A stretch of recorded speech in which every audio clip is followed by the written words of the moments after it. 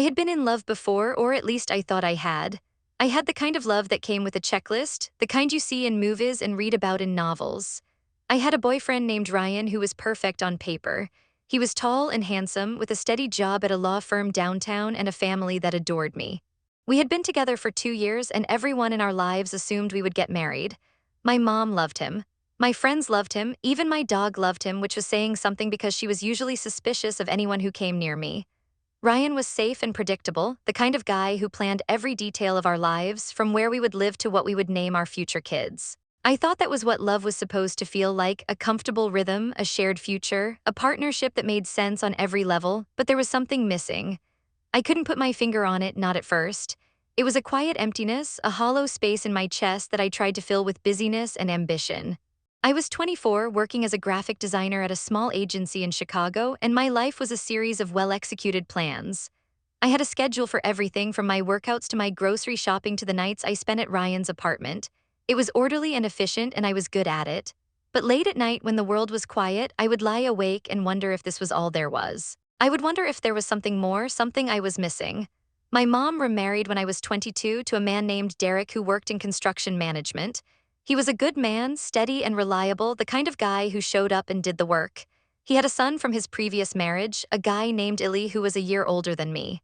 I had met Illy a handful of times, at weddings and funerals and the occasional holiday dinner. He was quiet, almost brooding, and he had a way of looking at people that made me feel like he was seeing right through them. He was a musician, a guitarist who played in a local band, and he had long hair and worn-out jeans and a kind of careless cool that was the complete opposite of Ryan's polished perfection. Illy lived in the city, in a tiny apartment above a tattoo parlor, and he only came to family gatherings when he absolutely had to. He would sit in the corner nursing a beer and watch the rest of us with an expression that was hard to read. He was always polite, always respectful, but there was a distance there, a wall he had built around himself. I never thought much about him. He was just my stepbrother, a peripheral figure in the story of my life. Then my mom got sick. It happened fast, the way it always does when you're not expecting it. She had been feeling tired for a few weeks, but she brushed it off as stress. She was working too hard, not sleeping enough. Then the pain started, a dull ache in her abdomen that wouldn't go away. She went to the doctor and they ran some tests, and suddenly we were in a world we never thought we would inhabit. She had ovarian cancer. It was advanced, aggressive, and the prognosis was not good. My world crumbled. I stopped going to work. I stopped answering Ryan's calls. I moved back into my mom's house, sleeping in my old bedroom, spending every waking moment at the hospital. Derek was there too, his face a mask of grief and determination. He was a rock, steady and unshakable, and I leaned on him more than I would ever admit. And then Ellie started showing up. He drove down from the city, his guitar case in the back seat, and he took up a post in the waiting room. He would sit there for hours, sketching in a notebook, his long hair falling over his face. He didn't talk much, but he was there, a quiet presence that somehow made the endless waiting feel a little more bearable. It was during those long, painful weeks that I started to really see Illy for the first time. I saw the way he held his father's hand when Derek broke down. I saw the way he talked to the nurses, his voice gentle and reassuring. I saw the way he looked at my mom, a deep, abiding love that had nothing to do with blood. He was there when I needed him, and I started to need him more than I wanted to admit. We started spending time together outside the hospital. He would pick me up for coffee, or we would take walks in the park, two people trying to escape the suffocating weight of reality. We talked about everything and nothings. He told me about his music, about the songs he was writing, about the way he felt like he was always searching for something he couldn't name. I told him about my work, about the art I was trying to create, about the fear that I would never be good enough. He listened, really listened, in a way that Ryan never did. Ryan was always waiting for his turn to speak, always ready with a solution or a piece of advice. Illy just listened, his eyes steady and warm. It was on a rainy Tuesday that I realized I was falling for him. We were in his car, parked outside the hospital, the rain streaming down the windows. He had just brought me back from a walk, and neither of us wanted to go inside. The silence between us was comfortable, easy, filled with an unspoken understanding. "I don't know what I would have done without you," I said, my voice barely a whisper. "These past few weeks, they've been so hard, and I don't know, you've been here." He turned to look at me, his eyes soft. "Of course I'm here, your family." But the way he said it, the way his voice caught on the word, made me think he meant something more. I reached out and touched his hand, a small tentative gesture, and he took my hand in his. His fingers were warm, calloused from playing guitar, and they felt like home in a way that Ryan's hands never had. "Emma," he said, his voice low, "I need to tell you something." My heart started to race. What is it? I've been trying to fight this, he said. I've been trying to pretend it's not there, but I can't anymore. Every time I see you, every time I hear your voice, I feel like I'm coming alive. I feel like I've been asleep my whole life and you woke me up. I didn't say anything. I couldn't. The words were stuck in my throat. He leaned in slowly, giving me every chance to pull away, but I didn't. I couldn't. I leaned in too, and our lips met and the world fell away. The kiss was soft and tentative at first, like we were both testing the waters, but then it deepened, became urgent, hungry. It was a kiss that said everything we hadn't been able to say out loud. It was a kiss that changed everything. After that night, we were inseparable. We couldn't stay away from each other. We would meet in secret, stealing moments wherever we could. We talked about running away, about starting over somewhere new. We built a fantasy, a world where we weren't step-siblings, where the rules didn't apply, but the real world was always there and it was closing in on us. Ryan started to notice. I was distant, distracted. I would flinch when he touched me. I would make excuses to avoid spending time with him. He would look at me with those steady, trusting eyes, and I would feel like the worst person on earth. I was lying to him, betraying him, and I couldn't stop. Then my mom died. The cancer had spread, and there was nothing more the doctors could do. She passed away on a Thursday morning, surrounded by the people she loved. I was holding her hand when she took her last breath, and a part of me died with her. The grief was overwhelming, a crushing weight that threatened to swallow me whole. Illy was there for me in a way that no one else could be. He held me while I cried. He listened while I raged. He helped me pick out the dress she would be buried in, and he stood beside me at the funeral, his hand in mine.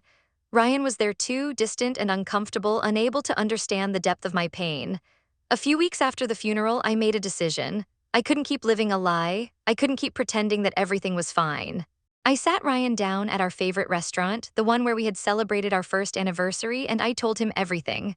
I told him about Ali, about the late-night conversations and the stolen kisses. I told him about the way he made me feel alive, the way he had shown me what real love felt like. The look on Ryan's face was one of pure devastation. His eyes went wide, his mouth dropped open, and I could see the wheels turning in his head as he tried to process what I had just told him. "Your stepbrother," he said, his voice barely a whisper. "You've been cheating on me with your stepbrother the entire time your mother was dying." "It wasn't like that," I said, the words tumbling out of me. "It wasn't planned, it just happened." "It just happened," he laughed, a hollow, bitter sound. "People don't just accidentally fall into bed with their stepbrother, Emma. You made a choice, you made 1,000 choices, and every single one of them was a betrayal." I tried to explain, to make him understand, but there were no words. I had destroyed him. I had taken the love he had given me and thrown it away for something forbidden, something that could never be justified. "I'm sorry," I said, tears streaming down my face. "I'm so sorry, Ryan. I never meant to hurt you." He stood up, his chair scraping against the floor. "Don't," he said, "don't apologize. You don't get to apologize. You don't get to make this okay. It's not okay. None of this is okay."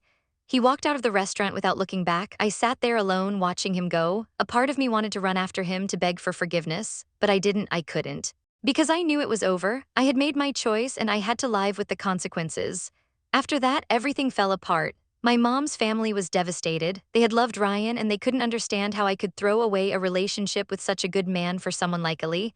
Derek was furious, heartbroken by the betrayal. He couldn't look at us, couldn't speak to us. The family that had been carefully blended was now shattered beyond repair. Illy and I moved into a small apartment together, a cramped studio in a neighborhood that was just starting to gentrify. We were determined to make it work. We had sacrificed everything for this love, this forbidden, dangerous love. But the guilt was a constant companion, a shadow that followed me everywhere. I would wake up in the middle of the night, drenched in sweat, haunted by the memory of Ryan's face, of my mom's voice, of Derek's cold silence. We tried to build a life, to find happiness in the wreckage.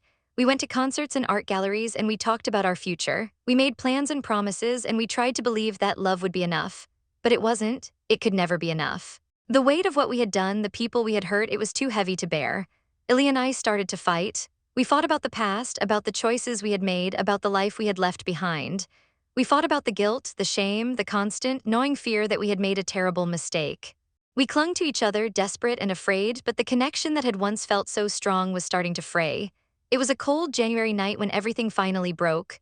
We were in our apartment, having yet another fight, the same fight we had been having for weeks. I was screaming at him about something, I don't even remember what. He was screaming back, his face red with anger and frustration. "Maybe this was a mistake," he shouted. "Maybe we never should have done this. Maybe we should have just stayed away from each other." The words hit me like a physical blow. I stared at him, my vision blurry with tears. "You don't mean that," I said, my voice shaking. "I don't know what I mean anymore," he said, his voice breaking. "I don't know who I am anymore. I used to be someone. I used to have a life. Now I'm just the guy who ruined everything, and so are you." I didn't have a response to that because he was right. We had ruined everything. We had destroyed our family, shattered our relationships, and built a love on a foundation of ashes. And now those ashes were starting to crumble around us.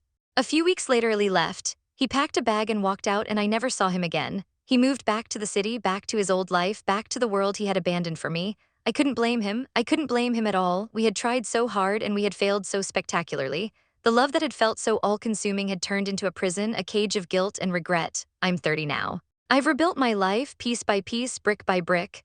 I have a job I like, a small apartment with a view of the skyline, and a cat who keeps me company on lonely nights. I've started dating again, cautiously, tentatively. I'm still afraid of getting too close, of making the same mistakes, but I'm trying. I'm trying to believe that I can love again, that I can trust again, that I can find a love that doesn't come with a price tag. I still think about Ali sometimes. I think about the way he looked at me, the way he held me, the way he made me feel alive. I think about all the moments, all the secrets, all the lies. And I wonder if we could have made it work, if we had been stronger, braver, more willing to fight for what we had. My mom's death taught me a lot about love. It taught me that love is fragile, fleeting, and precious. It taught me that you have to hold onto the people you love because you never know when they might be taken away. It also taught me that love isn't always enough. Sometimes, love is a complicated, messy, painful thing that breaks your heart and leaves you with nothing but scars. I don't have any regrets, not really. I regret the pain I caused, the people I hurt, the family I destroyed, but I don't regret loving Ali. I don't regret the passion, the connection, the way he made me feel like I was finally awake. I learned something from him, something I carry with me every day. I learned that real love isn't safe or predictable. It's messy and chaotic and terrifying. It takes courage to love like that, to open yourself up to the possibility of pain. I've been thinking a lot about my mom lately. I was looking through some old photos and I found one of her and me at the beach years ago. She was smiling, her face full of joy and hope. She was so full of life, and I miss her every single day. I think about the conversations we would have had, the advice she would have given me. I think about how she would have handled all of this, the secrets, the betrayals, the broken hearts. I think about how she would have loved Ali if things had been different. And I wonder if there's a version of this story where everything works out, where everyone gets a happy ending. I don't know if I'll ever find that kind of love again. I don't know if I want to. It was too intense, too consuming, too much. It burned me alive and left me for dead, but I'm still here, I'm still breathing, I'm still trying, and maybe that's enough. Maybe that's all any of us can do. I'm sitting in my apartment now, looking out at the city lights. The world is quiet, peaceful. I feel a sense of calm, a sense of acceptance.